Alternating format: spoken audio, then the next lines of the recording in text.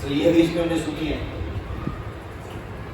کہ روزہ دار کے لیے رمضان المبارک کے اندر اللہ تعالیٰ ساری مخلوق کو دعا کرنے کے لیے بات ہے.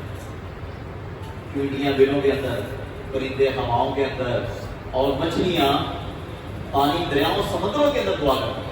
اللہ کہتے ہیں یہ غافل میرا بندہ کسی کو ہو جاتا ہے، یعنی اس کو بڑے نبیڑے ہیں، ادھر ادھر لگا رہتا ہے، تو چلو یار یہ تھوڑا بہت اسی کی طرح لا رہا. سبحان اللہ. قربان جائیں اپنے کریم رب پر کہ رمضان کے اندر ہمارے لیے چوپائے اور پرند اور حشرات الارض وہ بھی دعائیں کر رہے ہیں. تو یہ ہماری بخشش کا کتنا بڑا ایک بہانہ ہے. اس لیے کہے گا جس میں آتا ہے کہ ہر روز رمضان کی ہر رات میں 10 لاکھ جہنمی کو جہنم سے نکال دیا.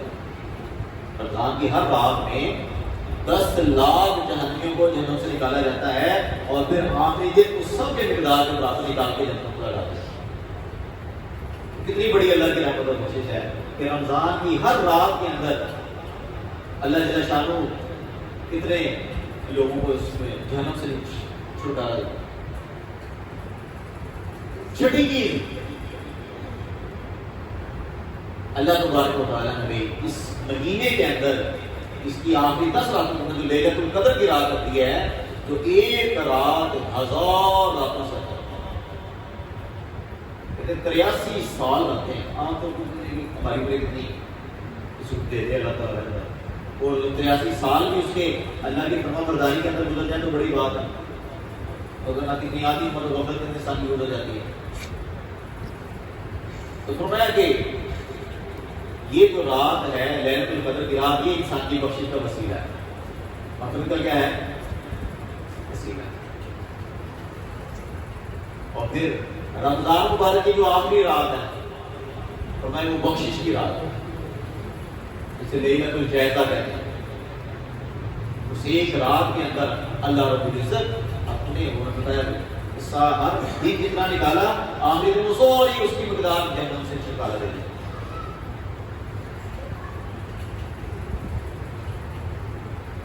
آخری روز. اور وہ جو چاند رات ہے جس میں چاند رات کہتے ہیں کہ روزے ختم ہو گئی، رمضان کی نسبت بھی ختم ہو گئی، چاند رات ہے نا اگلا سے ہو گیا.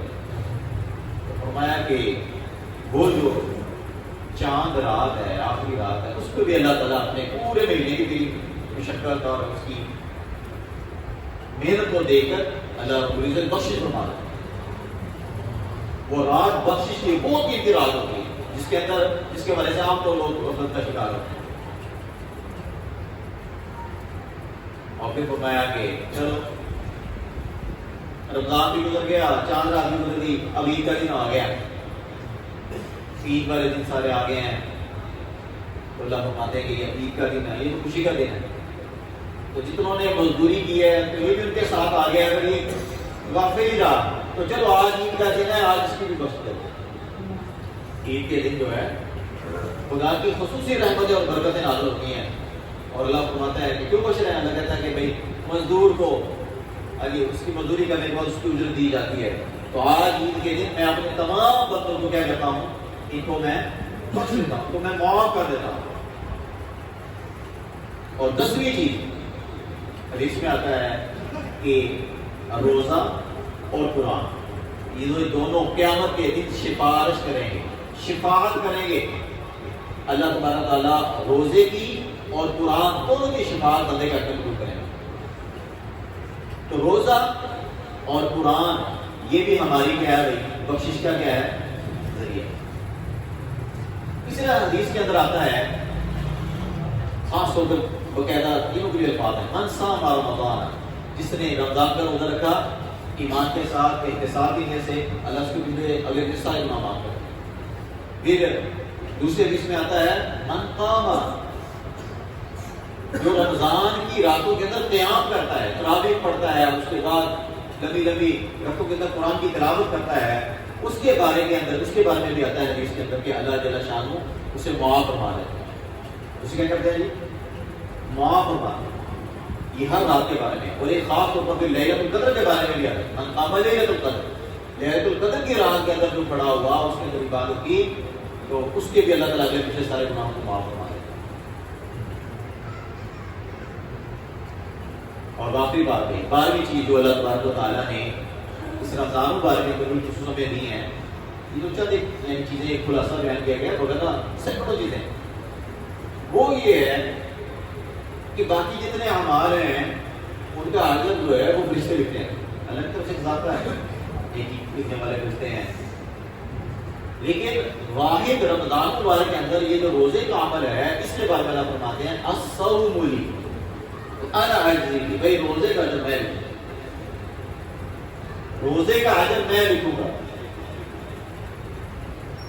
یہ ایسے ہی کہتے ہیں کہ کسی بندے کا امتحان ہو اور اسے کہا جائے کہ اپنے نمبر آپ ہی لانا ہے، ایک بندہ دھیان دے رہا اپنے نمبر بھول رہا ہے تو کیا خیال ہے کوئی نمبر کاٹے گا ہی، مجھے چاند کرے میں تو پورے نمبر لوں. یا کسی کے والد کو یا ماں کو اختیار دیا جائے کہ اپنے بچے کا نمبر لگائے. تو رمضان مبارک کے اندر اللہ رب العزت اپنے بندے کو اس کا اجر و ثواب کو دیتے ہیں.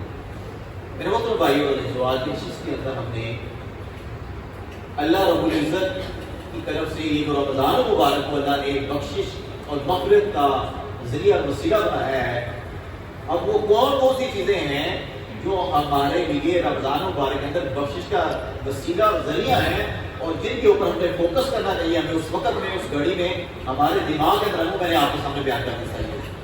جن بھائیوں نے سنی ہے وہ باتیں وہ کوشش کریں کہ ان اوقات کے اندر ان باتوں کا اہتمام کریں. یہ 12 چیزیں جو آپ کو بتائی ہیں اس وقت یہ حدیث آپ کے سامنے ہو، افطار کے وقت وہ حدیث ہمارے ذہن کے اندر ہو، قرآن کی دعوت کے وقت، روزہ رکھتے وقت، ٹھیک ہے، اور اللہ جل شانہ سے کے سامنے گڑ گڑاتے وقت یہ ہماری باتیں ہوں، ہمارے سامنے ہوں، تو انشاءاللہ اللہ تعالیٰ ہماری بخشش فرمائیں گے. اس لیے کوئی چند دن رہ گئے، کوشش کریں کہ ہماری بخشش ہو جائے، مغفرت ہو جائے، اللہ سے مانگیں، گڑ گڑائیں، ہمارے دل کی کیفیت بدل جائے، خود ہمارا دل یہ اس بات کو تسلیم کرے کہ ہاں کچھ ہوا ہے، کچھ پالش میرا جو دل ہے نا وہ ہوا ہے، میرے اندر کچھ تبدیلی آئی ہے.